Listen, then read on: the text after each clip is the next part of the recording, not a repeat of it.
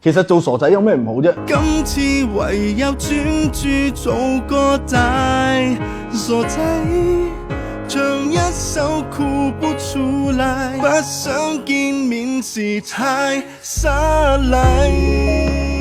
好耐冇見嘅 Steven 張志恒近日應邀翻唱馬天佑嘅新歌《一世人做一次傻仔》，雖然只係唱咗短短幾句，但係影片出街之後迅速引發網民關注，唔少人都大讚佢唱得好聽，紛紛鼓勵佢要繼續努力生活，期待有日見到佢重返舞台開 show。今年已經41歲嘅 Steven 曾經係千禧年代無數少女心目中嘅偶像男神，可惜一副靚牌打到爛。2019年因為突然宣布未婚生仔，被踢爆一腳踏五船嘅醜聞引發軒然大波，令佢被貼上世紀渣男嘅標籤，星途一鋪清袋。呢幾年嚟，佢同老婆歐燕文又長期因為財困而鬧離婚，又被爆借錢唔還，又多次鋪收款碼向網民伸手求助，俾人鬧爆係網絡黑衣，形象真係衰到貼地。不過最近一年，兩公婆突然變得好低調，歐燕文冇在網絡公審老公。舊年有網民偶遇 Steven， 原來佢已經默默轉行做搬運工，雖然辛苦，但總算有收入可以養妻活兒。唔少人都大讚佢終於生性大個仔。